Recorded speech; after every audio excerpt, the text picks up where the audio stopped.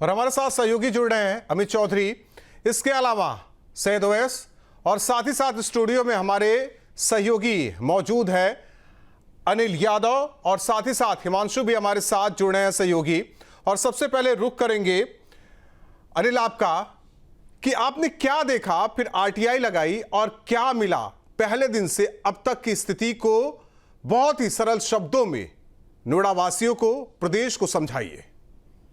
देखिए, सूचना का अधिकार हमें सरकार ने दिया है। कुछ भी अगर आपको लगता है कि गलत हो रहा है, सरकारी चीज़ों से गलत हो रहा है, तो हमें जानने का हमें अधिकार है। एज ए ऑर्गेनाइजेशन हमने एक आरटीआई लगाई। जब हमने देखा सड़कों पर इतना जाम है, जाम को देखकर हमें जाम की तस्वीर देखकर हमेशा एक ही चीज़ लगती है कि ये पुलिस की गलती होगी। हमेशा आदमी ये गलती पुलिस की है। लेकिन हमने जब इसकी गहराई में गए तो हमने एक आरटीआई लगाई। जब हमने देखा कि जो पार्किंग है, पार्किंग अगर 10 मीटर अलॉट की गई है, लेकिन 10 मीटर के अलावा जो पार्किंग के ठेकेदार हैं वो 20 मीटर तक, 30 मीटर तक, 100 मीटर, कई मीटर तक कब्जा जमाए हुए हैं। तो जब हमने कहा तो अब इसे लेकिन हमें ऑथेंटिक साबित करना था न्यूज़ स्क्रीन पर।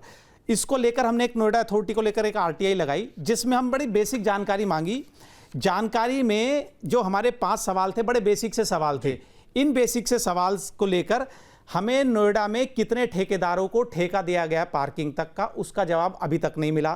तकरीबन 5 दिन धक्के खाने के बाद हमें जो ये आपको एक पेपर दिखाऊं, अपनी जनता को, अपने दर्शकों को एक पेपर दिखाऊं। ये सिर्फ 6 पेज का एक पेपर है। आपको लगता होगा ये सिर्फ 6 पेज हैं, लेकिन इस 6 पेज को लेने के लिए, सिर्फ इन 6 पेजों को लेने के लिए हमें तकरीबन 7 दिन वहाँ पर रहना पड़ा। और उसके बाद मैं आपको बताऊँ, 12 रुपये जमा करवाए गए हमसे। सिर्फ 12 रुपये के लिए हमें 2 घंटे बैंक की लाइन में खड़ा रहना पड़ा।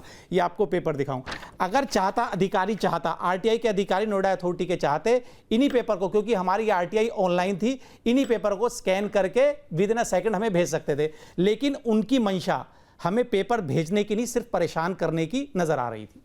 ऐसा क्यों? आपको क्या लगा? क्योंकि लगातार आप जाते रहे, तो ऐसा क्यों? देखिए, जब कुछ पेपर सामने आते हैं, जब कोई इंसान उन्हें पढ़ता है ना, तो कुछ ना कुछ नजर आने लगता है। ऐसा अथॉरिटी को लग रहा होगा। अब अगर अथॉरिटी को इसमें कुछ भी गलत नहीं लगता, अपनी दी हुई पार्किंग में कुछ भी गलत नहीं लगता है, तो उन्हें पेपर तुरंत की तुरंत दे दिए जाने थे। इसमें सबसे बड़ी बात आपको एक और बता दूं, ये बड़ी पॉजिटिव बात बताता हूं आपको। हमने ये आरटीआई दाखिल करी, ऑनलाइन दाखिल करी 27/8/2025 को। इसका जवाब हमें नोएडा अथॉरिटी ने 4/9/2025 को, तकरीबन 9 दिन के अंदर अंदर जवाब दे दिया। इसे आप बहुत जल्दबाजी करी इन्होंने। जल्दबाजी क्यों करी? क्योंकि आगे इन्हें लग रहा था कि हम जल्द से जवाब देके संतुष्ट कर देंगे। लेकिन हमें संतुष्ट होना तभी था जब हमें पूरी की पूरी जानकारी मिल जाए। 9 दिन के अंदर जवाब दे दिया गया, जिसके लिए समय 30 दिन का होता है। 30 दिन के अंदर कभी दे दे। जब पहली बार ये जवाब आया, और जवाब मैंने जब पढ़ा, सूचना संकलित नहीं है, बड़ा हास्यास्पद सा जवाब है।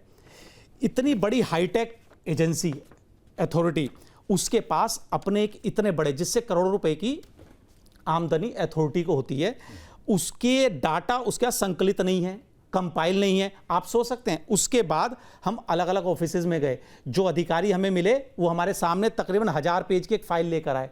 उन्होंने कहा, इस फाइल को आप पढ़ तो सकते हैं ना, इसकी फोटो क्लिक करेंगे ना इसकी फोटोकॉपी देंगे।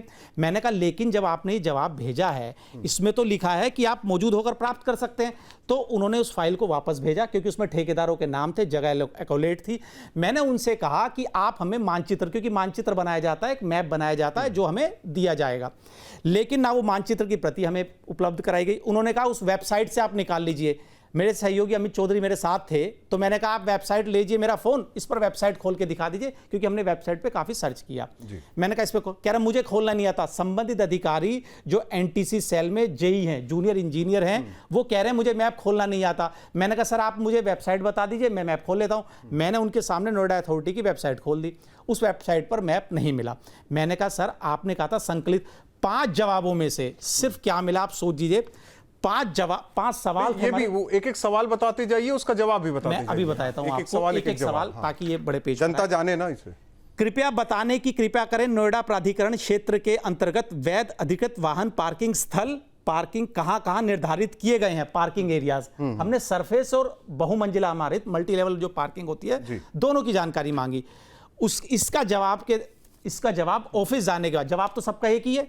ये 6 पेज, सिर्फ कुछ सेक्टर, नोएडा में कई सैकड़ों सेक्टर हैं, कुछ सेक्टर की जानकारी 12 रुपए जमा करा के, वो 12 रुपए जमा कराना मकसद नहीं था, मकसद था थोड़े से धक्के खा लें, 2-4 घंटे जब लाइन में लगेंगे हो सकता है वहीं की वहीं निकल जाए, लेकिन ये 6 पेज। अब दूसरा बताता हूं, कृपया इन अधिकृत पार्किंग स्थलों की सूची, लिस्ट, उनका पूरा पता, लोकेशन, यदि संभव हो तो मैप।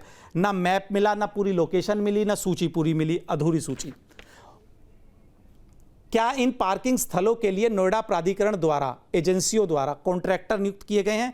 यदि हां, उनकी सूची, अनुबंध। अच्छा, एक बात आप सोचिए, मान लीजिए मैं नोएडा सेक्टर में रहता हूं, मैं एक आम आदमी हूं, भूल जाते हैं हम न्यूज़ नेशन में काम करते हैं, मेरे सेक्टर में अगर कोई पार्किंग किसी को अलॉट होती है तो ये मेरा जानने का अधिकार है कि ये पार्किंग किसको मिली है, कैसे मिली है, कब मिली, क्यों मिली, उसे जानने का अधिकार हर एक आम आदमी को, जो हमें भारत सरकार ने दिया। लेकिन इसका जवाब कुछ नहीं दिया गया, बुलाने के बावजूद कुछ नहीं दिया गया। अब हम आते हैं, क्या प्राधिकरण के पास कोई ऐसी गाइडलाइन, नोटिफिकेशन है जिसमें नो पार्किंग जोन का उल्लेख हो? यदि हां, उसकी प्रति उपलब्ध कराई जाए। अच्छा, एक बात बताइए, इतना ट्रैफिक जैम लगता है, सब कुछ लगता है, नोएडा प्राधिकरण की जिम्मेदारी, कई जिम्मेदारियां उनकी है, ये तो बता सकते थे कहां कहां नो पार्किंग है जिसकी वजह से जाम लगता है, ताकि पुलिस को भी आइडेंटिफाई करने में आसान हो कि ये पार्किंग जोन है, नो पार्किंग जोन है, ताकि हम डिफरेंशिएट कर दें।